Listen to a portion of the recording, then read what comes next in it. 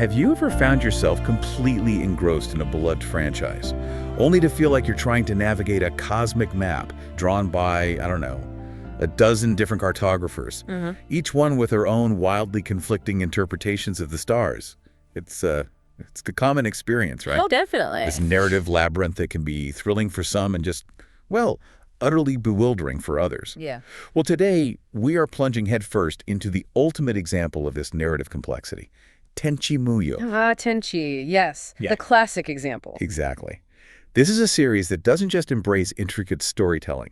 It practically invented a new level of it, actively thriving on its multifaceted, often contradictory lore. It really does lean into it. And our mission today, for you listening, is to provide a crystal clear shortcut, a well-lit path through its fascinating, expansive, and let's be honest, sometimes perplexing multiversal structure. Yeah, guide through the maze. We've taken a deep dive into all the sources you've provided, from the foundational OVAs to obscure light novels, from dynamic spin-offs to creator-author doujinshi. Which are surprisingly important here. Right, and we're going to distill its most fascinating insights, helping you navigate its truly unique narrative landscape. And what's really captivating about Tenchi Muyo, I think, is that it's not a single linear story at all. Not really. Okay. Instead, it's this sprawling collection of distinct parallel continuities. Think of it like this. Imagine trying to understand some pivotal event, right? But you're presented with 5 entirely different accounts from 5 different witnesses, each one offering a unique perspective, maybe altering key facts, character motivations, even the eventual outcome. Like that old movie. Exactly, the Rashomon effect. Yep, The perfect analogy for Tenchi Muyo. Core events, core characters, they get retold from wildly different viewpoints, leading to wildly divergent stories. And fundamental shifts in the lore itself. Oh, absolutely. Fundamental shifts. And this isn't an accident, or bad planning. No, this intentional fragmentation is fundamental. It's almost celebrated, really. It's part of the franchise's creative identity. The Rashomon effect for an anime franchise. I absolutely love that. It fits, doesn't it? It immediately frames the challenge in a way that makes sense. So, for you, our listener, what does this unique approach mean for how we're going to untangle it all today? Well, it means we'll approach this deep dive systematically. First, we'll establish what we call the mainline canon. Okay, the main one. Yeah, the Kajishimaru Oki continuity. This is the creator-driven, continuously expanding narrative directly guided by Masaki Kajishima. It offers the deepest, most intricate, and frankly, the most mind-bending lore. So that's the foundation. That's the bedrock. Yeah. Once we've got that firmly in place, understanding its cosmic scope and intricate history, then we'll explore the major alternate realities. Right. We'll compare and contrast their unique takes on the Tenchi Muyo universe, highlighting how they diverge and what creative purposes those divergences serve. Okay, let's unpack this, because even if you're only familiar with one version of Tenchi Muyo, or perhaps just scratch the surface. Which is true for a lot of people. Right. You're about to uncover layers of cosmic lore, omnipotent deities, hidden connections, things that will completely transform your perception of this universe. Prepare for some serious aha moments. Definitely. And a newfound appreciation for just how ambitious this franchise truly is. Okay, so to truly grasp the essence of Tenchi Muyo, we absolutely have to start with the heart of its multiverse. The Kajishimaru Oki primary canon. This is the big one. This is the big one. It isn't just one version among many. It is arguably the most detailed, the most expansive, and the most continually evolving lore within the franchise. It represents the original creator, Masaki Kajishima's grand vision. Right. A narrative tapestry that has been continuously expanded through OVAs, novels, even his personal doujinshi over decades. Decades, wow. Yeah. And what's fascinating is how it began. It seemed like a fairly straightforward, albeit chaotic, harem comedy. That's how I first saw it. Right. But it gradually evolved into this incredibly intricate, multi-generational space opera. It seamlessly weaves cosmic mythology with incredibly detailed family histories and galactic politics. So this is the foundational text, the ultimate source. Yeah. The one everything else is kind of measured against. Pretty much, yeah. It's the benchmark. It sounds like a remarkable journey for a series to take. And this is where it gets really interesting, because the roots of this universe go incredibly deep, right? Back to his cosmic creation. What set all of this in motion? Absolutely. The deepest lore, the very genesis of everything, begins with what we call the Choshin Genesis. The Choshin. Yeah. Imagine, if you will, a reality far beyond our comprehension, a hyperdimensional plane. What? And there, 3 omnipotent goddesses exist: the Chushin Washu, Toonami, and Tookimi. Washu, Tsunami, Tookimi, got it. They are the absolute creators and overseers of all 22-dimensional realities and every single lower universe contained within them, including, ours. So creators of everything. Basically. But here's the profound, almost philosophical quest that drives everything they do. Oh. Despite their omnipotence, they theorize that a being of even higher power than themselves must exist somewhere. Wait, they're looking for something more powerful than them? Exactly. Their ultimate goal, their driving obsession, is to find this theoretical higher being. Whoa. So they are essentially gods, but they're actively trying to find their god. That's a great way to put it. That's not just a plot device. That's a truly existential and powerful motivation for the architects of an entire multiverse. Precisely. And if we connect this to the bigger picture, this fundamental, almost spiritual drive to discover a higher being, it's the ultimate catalyst for virtually every major plot point. Everything. Pretty much everything. Every cosmic upheaval, every character's destiny in the saga. For example, Toonami and Washu's lower universe experiments, like Washu creating Ryoko. Okay, I remember that part. That's a direct result of their desire to find this higher being. They're probing the boundaries of existence, Testing things. Exactly. And Tookimi's even more audacious higher-order chaos experiments, same underlying reason. These experiments lead directly to the creation of incredibly powerful entities.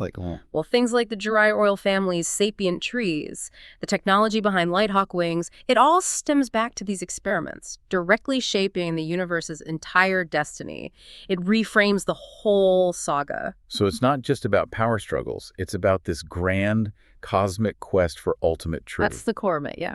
So what this means is that their profound, almost spiritual quest for a higher power, accidentally or intentionally, lives in the creation of the universe as we know it. Pretty much. With all these incredible powers, factions, and the very fabric of existence serving as their grand experiment, that's truly brilliant storytelling. And it sounds like this universe isn't just contained to the Tenchi Muyo series itself. It's much, much larger. That's right. Kajishima has explicitly confirmed that several of his other distinct works are canonical prequels. Other series entirely. Yes. Establishing a much broader, truly interconnected narrative framework that spans eons. For instance, Duel, Parallel Trouble Adventure. Cool. I know that one. Right.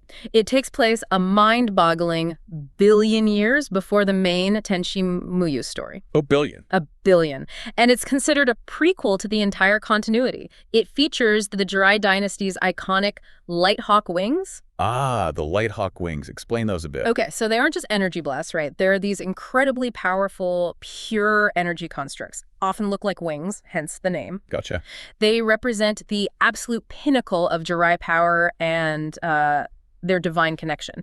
Seeing them a billion years prior gives you a sense of the sheer, incomprehensible scale of this narrative. It suggests the Jurai lineage is ancient beyond belief. Exactly. Near eternal. And similarly, Photon, The Idiot Adventures, is another confirmed prequel. Photon. That one was different. Yeah. It's set on the same planet, Geminar, where the later War on Geminar series takes place. Okay, connecting the dots there. And it even introduces key concepts like aho energy, which is often humorously translated as idiot energy. Idiot energy. Seriously. But don't let the name fool you. It's this unique form of cosmic power tied to Crucial gaps, things that are only hinted at or sometimes completely absent in the animated series. The first novel, for example, details the complex backstory of Emperor Azusa. Ayeka and Sasami's father. Right. His challenging rise to power, the political landscape, the sacrifices needed to maintain the dynasty, it's all in there. And the second one, That focuses on the mysterious past of Tenchi's paternal grandfather, Yosho. who becomes Katsuhito Masaki on Earth. Exactly. His past as a Jurai prince, his epic journey that eventually leads him, and the sealed Ryoko to Earth. It clarifies why he left Jurai, the circumstances of his long exile. And the big reveal there is about Washu, right? Yeah. Our favorite eccentric scientist. Yes. The third novel delivers a truly shocking, fundamental revelation, the full origin of Washu Hakubi. What is it? It details her true nature as a godlike being, outlines her incredible life and experiences as a goddess, over 20,000 years before the main series even starts. 20,000 years. So she's not just a genius. Not just a genius, she's an ancient, powerful entity with immense knowledge and a profound connection to the universe's creation. It totally recontextualizes her character. Wow. So for anyone wanting the full story. These novels are absolutely essential. They are the missing, intricate pieces to the grand cosmic puzzle. Okay, with that incredible backstory established, stretching back eons, revealing the divine nature of key players, let's fast forward to the core saga. The Tenchi Muyo, Ryoko OVAs. Right, where many people jumped in. Exactly. And it all kicks off with one pivotal event, roughly 700 years before Tenchi accidentally unleashes chaos. Indeed. The inciting event, circa 700 years ago, there's this climactic, universe-shaking battle between Yosho, Jurai royalty, powerful guy. immensely powerful, wielder of Lighthawk wings, and the infamous space pirate Ryoko. Who in this version is Washu's creation, right? Correct. In this continuity, she's no ordinary pirate. She's a powerful, gem-powered artificial life form created by Washu. Yosho manages to defeat her. But recognizing her immense destructive potential, the sheer danger she poses, he's forced to seal her away in a cave on Earth. Along with his sword. Along with his own Jurai sword, yes, itself a powerful artifact. It's a necessary, desperate measure that directly sets the stage for the entire saga's beginning. And leads to him staying on Earth. Tragically, yes, it leads to Yosho's self-imposed exile to Earth, where he takes the name Katsuhito Masaki, living as Tenchi's grandfather, guarding the very secret that will one day turn his grandson's world upside down. And that brings us to Ryoko OVA 1, episodes 1 through 6, aptly titled The Beginning of Chaos. This is where everything ignites. Exactly. This is where our protagonist, Tenchi Masaki, a seemingly ordinary 17-year-old. Seems ordinary, keyword. Right. He accidentally stumbles upon the sealed cave behind his family shrine. Curiosity gets the better of him. And he releases the demon. Which is none other than Ryoko, the incredibly powerful space pirate. And it's quickly revealed she's not just a pirate, but this highly advanced, gem-powered artificial life form, Washu's creation. With immense power. Immense. Her sudden, chaotic release sends shockwaves across the galaxy. It unleashes Jurai Princess Ayeka and her younger sister Sasami, who come looking for Yosho. Right, searching for their missing brother, Yosho. They think Ryoko might be involved somehow. And then the chaotic ensemble is complete when the incredibly clumsy yet impossibly lucky Galaxy police officer Mihoshi. Oh, Mihoshi. And the brilliant but wildly erratic Washu herself also crash land on Earth. Crash land being the operative term. Tenchi's life rapidly devolves into this incredible, often hilarious harem comedy. But beneath the surface, there are cosmic stakes. Absolutely. The seemingly lighthearted chaos quickly escalates. The climax of this first arc involves a major battle with Kagato. Who is he in this version? He's revealed to be a former student of Washu. His motivation, to capture Ryoko and, more importantly, Toonami. The goddess. The powerful goddess who, in a major reveal, is actually merged with Sasami, the younger Jurai princess. Wow, okay, so much happens in those first episodes. It really does. This initial arc masterfully blends the personal chaos of Tenchi's life with truly cosmic stakes, sets the tone perfectly. It grounds these divine beings in such relatable, often comedic situations. So this section packs in everything from accidental releases to cosmic battles and divine revelations. Before we move on to OVA 2, there's also The Night Before Carnival, a specific special. What was its role? Yes. That special episode serves as a vital bridge between the first and second OVA series. Just filler, or important? No, definitely important. It offers additional context, expands on the burgeoning relationships within the Masaki household, provides important character development.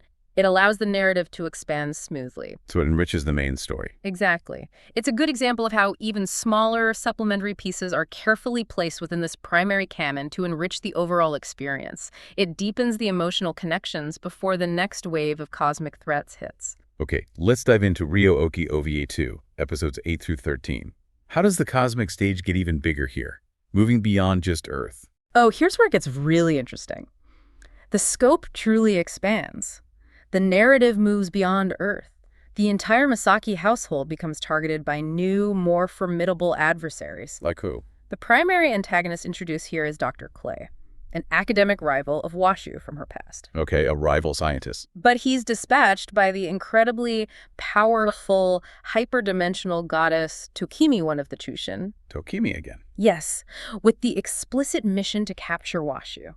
And this arc is absolutely crucial because it officially, explicitly introduces and firmly establishes the three Chushin goddesses Toonami, Washu, and Tokimi. As the creators. Definitively revealed as the true creators of the universe. It shifts the focus from space pirate escapades to literal divine intervention and the machinations of cosmic architects. And Mihoshi's improbable, almost infuriating luck. That's more than just a gag here, right? Yes. Her unbelievable good fortune, which always seems to pull her and others out of impossible situations, it's revealed to be far more than random chance. What is it then? It's a powerful genetic trait, an inherited ability, stemming from her direct relation to Washu. Who's a Choshin. Exactly. This revelation connects Mihoshi directly to the divine lineage, makes her more than just comic relief.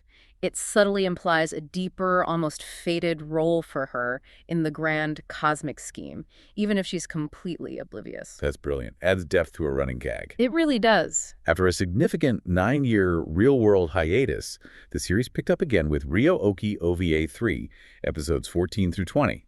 What new dynamics are introduced after such a long gap? Right, that gap was huge. This series picks up just 2 months after the dramatic events of OVA 2, and it wastes no time introducing critical new characters and escalating the political intrigue. Okay, who do we meet? Most notably, we meet Noiki Kamiki Jurai. She's a highly capable galaxy police officer and Mihoshi's former partner. Mihoshi's partner, that must be something. Yeah. She's initially introduced into the Masaki household as Tenchi's fiancé. His fiancé. But it's quickly revealed to be a political pretense, her true mission, to monitor the incredibly powerful and increasingly chaotic Masaki family. His Jurai is getting nervous. Very nervous, their influence, their divine connections. It's a lot. We also see the introduction of a new antagonist, Z. Just Z. Just Z, a mysterious figure dispatched by Tokimi. His primary mission is to scout Tenchi and gauge his immense, still latent, godlike powers. He's testing the potential of this emerging nexus of power. This arc truly sounds like it's solidifying the cosmic nature of everything, isn't it? Moving beyond just a chaotic household. It absolutely does. This arc firmly solidifies the godlike nature of many main characters and their central, pivotal role in the cosmos. It explicitly reveals that Washu, Our eccentric scientist. is actually a human manifestation of a goddess, a sister to Toonami and Tokimi. This revelation fundamentally redefines her character, giving her an ancient history and profound connection to the universe's creation. Adds immense weight. Totally. The Masaki household isn't just a home, it's a cosmic hotbed. Fascinating. And then we move to Ryoko OVA 4, episodes 21 through 24. The outline mentions a more political turn and a surprising shift in Tenchi's role. What's happening here? That's right. This arc takes a significantly more political direction, moves away from direct cosmic battles to focus on the intricate familial and political dynamics within the Jurai Empire. How so? The central plot revolves around the upcoming marriage of Tenchi's father, Nobuyuki, to Rhea. Oh, Tenchi's dad gets remarried. Yes, and the resulting chaos and political maneuverings that stem from the influx of Juraian royal family members arriving for the event. What's particularly significant here is that this OVA explicitly establishes its concurrent timeline with... Wait for it. The Tenchi highlights the growing interconnectedness of the Kujishima-verse. Events aren't happening in isolation. But the most surprising part for many fans must be Tenchi himself, right? Mm-hmm. For a series named after him, he seemed to take a back seat here. Indeed. Thematically, and quite deliberately, this series begins to move Tenchi away from being the singular central protagonist.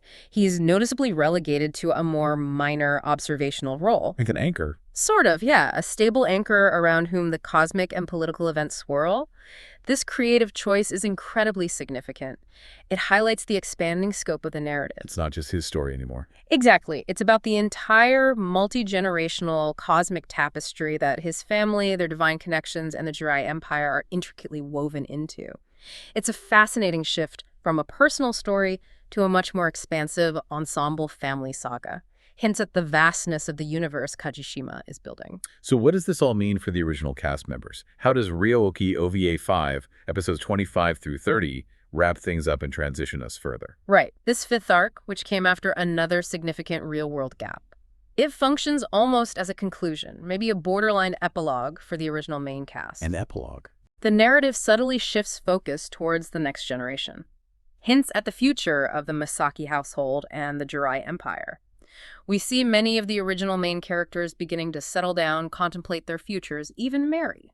Ah, some resolution for them. Some sense of resolution for their personal arcs, yeah.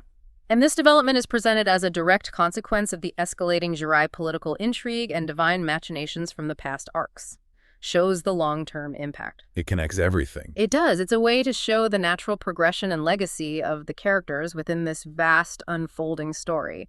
Prepares the ground for what comes next in the overarching universe. So the Ryoko OVAs give us the core narrative, but the Kojima canon, as you mentioned, doesn't stop there. It keeps expanding, notably with the Seina Yamato story. Let's talk about the unexpected hero of Tenchi Muyo, GXP. Sina Yamada, yes. He's introduced as a distant relative of Tenchi Masaki. Okay. Sina is remarkably ordinary, maybe a bit unlucky. Actually, really unlucky, with an almost supernatural penchant for attracting misfortune, especially from space pirates. Bad luck powers. Sort of. In a classic mix-up, he's mistakenly recruited into the Galaxy Police. An application meant for Tenchi gets given to him instead. Oh boy. Right. But what makes Sena unique is that his uniquely bad luck, his ability to unintentionally draw in all manner of cosmic trouble, it eventually gets weaponized by the GP. They weaponize his bad luck. They realize he acts as a natural magnet for space pirates, lures them into traps, makes them easy targets. That's hilarious and brilliant. It is. This unusual ability earns him the ironic nickname Lorelei Sena, because wherever he goes, trouble and therefore pirates are sure to follow, like a siren's call for cosmic ne'er-do-wells. Lorelei Sena. I love it. So where does this entire GXP saga fit chronologically within the main Kojima canon? Okay, so the GXP series, both the anime and its far more extensive light novel series, are explicitly canonical. Right. And they actually take place concurrently with the events of Ryoko OVA 3 and 4. At the same time. Exactly. So while Tenchi's story is evolving on Earth, Sena is out there in the galaxy, indirectly contributing to the cosmic balance through his misfortune. Wow. Furthermore, the recently released GXP Paradise starting OVA is a direct continuation of Sena's story. Shows how the narrative keeps unfolding and building across different media, keeping the timeline cohesive. What's fascinating here, and a point that caused some confusion, is the shift in medium. The source material talks about the centrality of novels for this arc. This is a critical point and, yeah, often frustrating for fans, particularly outside Japan. Why? The GXP light novels and the subsequent Paradise War novels are actually the primary source for the truly deep lore. The intricate plot details, significant character developments, it's mostly in the novels. More so than the anime. Much more so. The anime adaptation, while entertaining, is widely noted for being a simplified, more comedic version. It regrettably omitted a lot of the plot's complexity, many significant events, important character interactions. So the real story is in the books. A substantial portion of the canonical events, the nuanced world-building, critical character progressions, they're only accessible through the text-based medium of the novels. So what does this all mean for the audience, especially for Western fans who might primarily watch anime? It's been a significant source of confusion. Many might watch the GXP anime, enjoy it, feel they've grasped the story. But they're missing a lot. They're missing a lot. Only later discovering through fan communities or research that there's this much deeper, lore-heavy narrative reserved exclusively for the novels. Why do that? Why shift from anime to novels for the deep stuff? It seems like a deliberate creative shift by Kojima. It suggests that while the anime might serve as an accessible introduction or promotion... Like a gateway? Exactly. The core, intricate narrative, the truly deep lore and detailed world building is intentionally detailed in a different, more comprehensive format.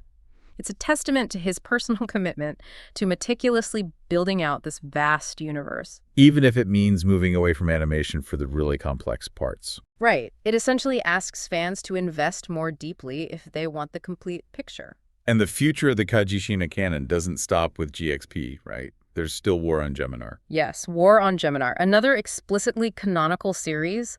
Chronologically, it's placed about 15 years after the events of GXP. New protagonist. Yes, introduces yet another new protagonist, Kenshin, a distant relative of the main Masaki cast. He finds himself sent to a parallel world.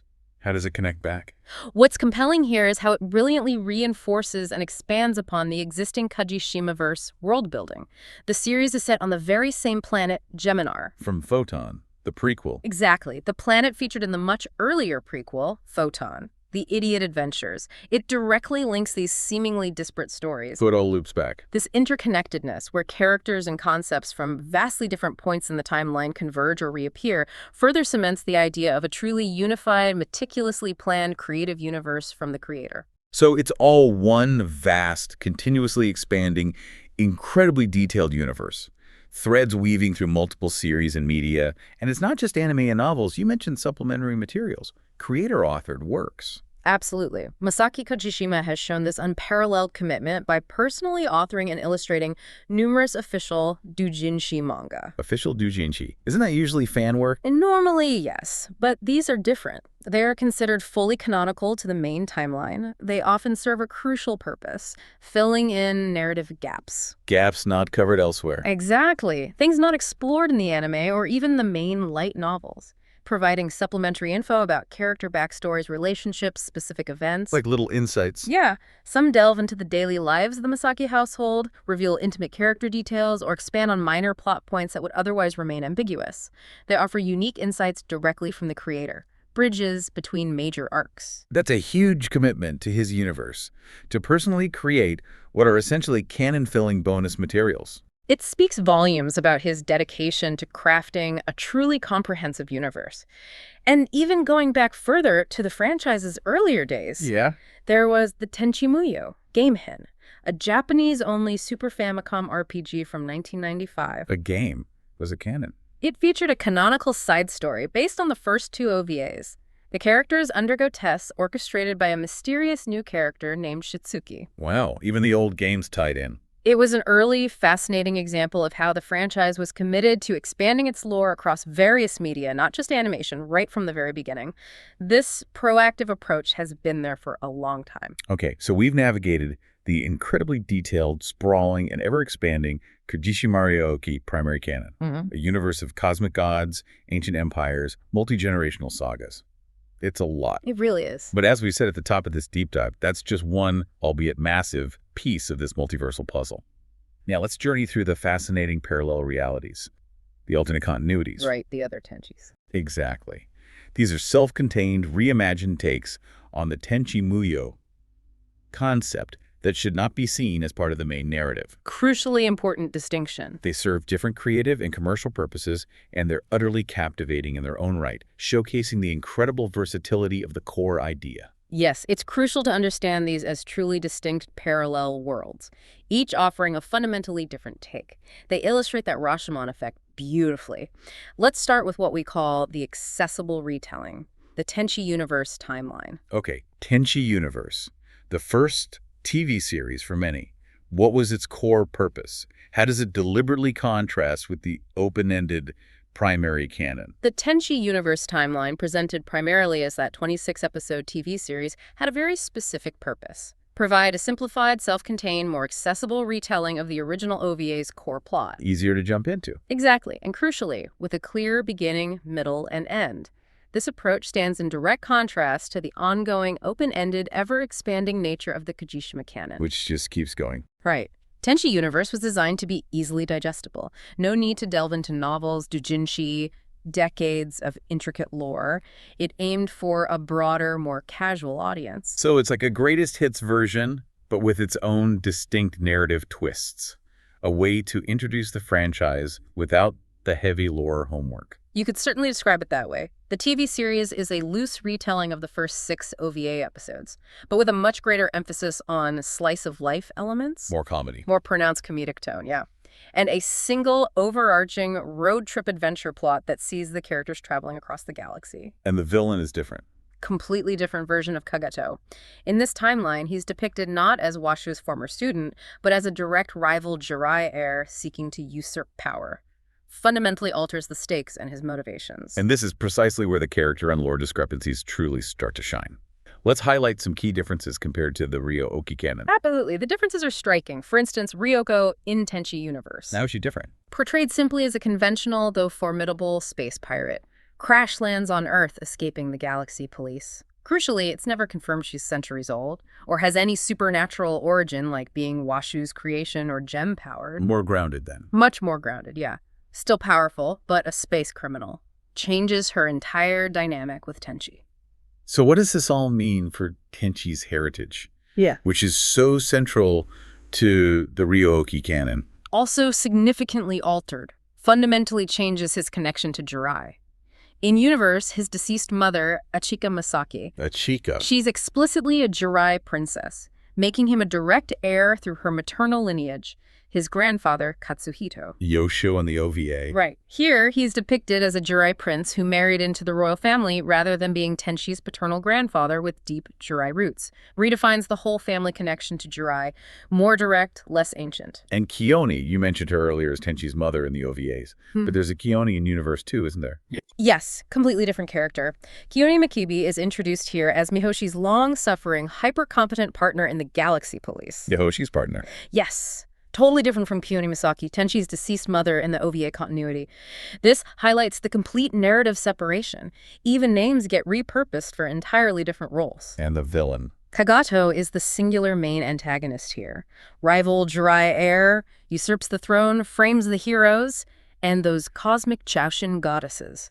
Let me guess. Completely absent, not involved in this universe timeline at all, showcasing a drastically reduced cosmic scope. And this Tenchi Universe timeline also has its own canonical films, which serve to conclude its story, right? Precisely. The films Tenchi the Movie, Tenchi Muyo, and Love and Tenchi Forever. The movie are direct canonical sequels to this specific timeline. Okay. Tenchi in Love involves a dangerous time-traveling criminal named Kane, targeting Tenchi's mother, Achika, in the past, trying to erase Tenchi. High-stakes adventure. And Tenchi Forever. Acts as the definitive finale. Concludes the story, resolves Tenchi's relationships, provides that clear, satisfying ending that the Ryoko canon intentionally lacks. Okay, next, we move to the radical departure. The Tenchi in Tokyo timeline. Radical departure. Sounds intriguing. Oh, it is. This is arguably the most radical reimagining. Stands out for its willingness to completely deviate from established lore. So what was the creative purpose of this version? It sounds like it really went off script. It absolutely did. Tenchi in Tokyo exists as a standalone 26-episode TV series, its own unique plot, character lore, specifically designed to explore different thematic conflicts. Like what? The core narrative centers on Tenchi's decision to move to Tokyo for a Shinto priest apprenticeship. Leaving the girls behind. For the first time, yes. Leaving them at the Masaki shrine. In Tokyo, he meets and develops a relationship with a new human love interest, Sakuya Kumashiro.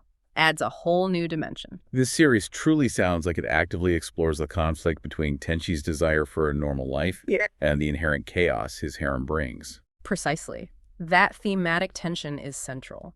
The main villain in this timeline is Yugi. Yugi. A powerful mutant Juraian, sealed away 300-500 years prior. Her primary goal is to break the bonds of the Masaki family, seeing them as the key to taking over Earth. So it forces Tenchi to choose. Exactly. This entire setup allows the series' core purpose to come through, exploring that fundamental struggle between normalcy and the extraordinary, using familiar characters in a starkly new context. What are the absolute key character and lore discrepancies in Tenchi in Tokyo compared to the others? This is where the differences really hit home. Oh, here's where it truly diverges, almost redefines the characters.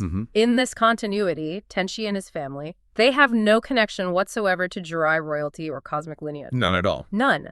Their powers and responsibilities are solely tied to their role as traditional defenders of Earth, a completely different earthbound origin for their abilities. And Ryoko. She's a space pirate who stole a powerful crystal from Jurai, then transforms into this formidable monster-like entity after consuming it, gives her a more monstrous, less human-like power set. And Ryooki, the beloved Cabot.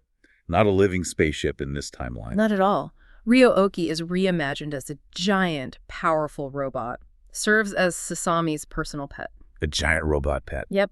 Transforms from her small, Cabot-like companion into this massive combat machine. Huge conceptual shift from being a crystalline spaceship with a humanoid form. And Sakuya, the love interest. Ah, yes.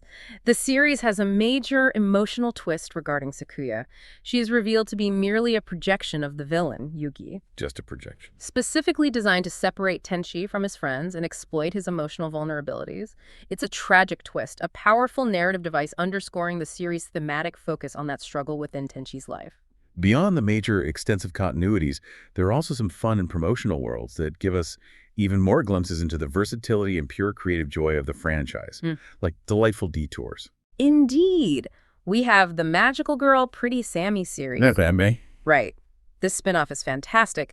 A self-aware genre parody of magical girl anime, with Sasami sweet younger Jurai princess reimagined as the main character. Isn't canon at all? No, exists in its own separate continuities. A 3-episode OVA, a separate TV series called Magical Project S, created purely for entertainment, poking fun at magical girl tropes, lighthearted take on familiar characters, absolutely no connection to the serious lore. Pure fun. Pure unadulterated fun and homage. So purely for fun, a creative detour for fans to enjoy without worrying about complex canon. And then there's the Tenchi Muyo series. That one seemed to have a dual purpose. Tenchi Muyo, yeah. A series of very short episodes, produced for a specific dual purpose. Firstly, it celebrated the franchise's 20th anniversary, a nostalgic callback. And secondly, quite uniquely, it was designed to promote tourism in Okayama, Japan. Promote tourism. Seriously. Where the creator Masaki Kajishima is from, often depicted as the real-world setting for the Masaki Shrine. The plot, often driven by Washu's inevitably chaotic experiments, Of course. involves Tenchi traveling through time and dimensions to find a missing Jurai princess and her caretaker to prevent universal implosion. So, light on plot, heavy on gags, and Okayama. Pretty much. Primarily a celebratory and promotional piece. Lighthearted gags, rapid-fire dialogue, only loosely connected to the OVA continuity at times, if at all. Focus was more on brand recognition and local engagement than advancing deep lore. Okay, so we've been on quite the journey today. We've navigated the incredibly detailed, sprawling Kajishimari Oki primary canon. The Beast. The Beast, yes. Explored its cosmic origins, multi-generational sagas, and we've traversed the distinct parallel realities, Tenchi Universe, Tenchi in Tokyo, plus the spin-offs. Now let's bring it all back together. At the top, we introduced the Rashomon effect for Tenchi Muyo. Now, after seeing all these iterations, we can truly appreciate how this deliberate fragmentation isn't a flaw, but maybe a profound creative strength. What's truly fascinating here, I think, is how deliberate and well executed this fragmentation is. It allows the franchise to tell such diverse kinds of stories, explore different themes. If we look at the cross-continuity analysis, the striking differences are immediately clear, perfectly illustrating that Rashomon effect. Let's take Ryoko again. Great example, Ryoko's core identity.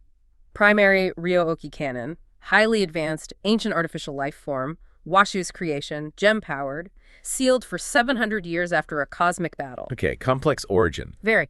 Tenchi Universe. Conventional space pirate, no supernatural origins confirmed, more grounded. Simple. Relatively. Tenchi in Tokyo.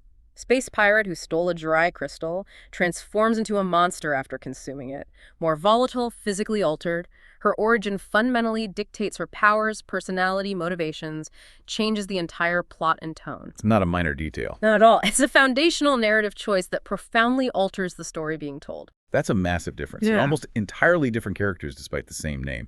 And Tenchi himself, his heritage. Varies wildly, directly shaping his role and stakes. Primary Ryo-Oki canon, Jurai prince, royal tree wielder, potential for Lighthawk wings, nexus of divine and royal power, basically a god in training. Heavy stuff. Tenchi Universe. Direct heir through his mother, Lady Achika, a Jurai princess. More straightforward royal lineage, still powerful. Less cosmic. Less overtly cosmic, yeah. Tenchi in Tokyo, Yeah. completely stripped of Jurai heritage. Normal human whose powers come from being a traditional Earth defender. These aren't minor tweaks, they're fundamental character redefinitions.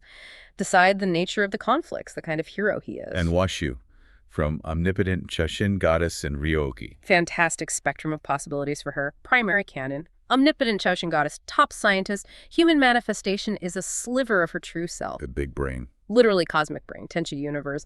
Brilliant, egomaniacal, genius scientist, purely comic relief, goddess status never even hinted at. Just a funny scientist. Tenchi in Tokyo. Genius scientist whose Ryoko's loyal partner in crime assists in her thefts. It's a journey from cosmic creator to mere scientific accomplice, completely altering her gravitas. Even Ryo-Oki, the little cabot, transforms wildly, not just appearance, but function. Indeed. Primary canon. Crystalline, sentient spaceship living creature paired with Ryoko. Transforms into a cabot, later even a humanoid form. Loyal companion, powerful asset. The classic Ryo-Oki. Tenchi Universe. Retains cabot form, functions as a living spaceship, but no humanoid transformation. Slightly less complex. Okay. Tenchi in Tokyo, completely different.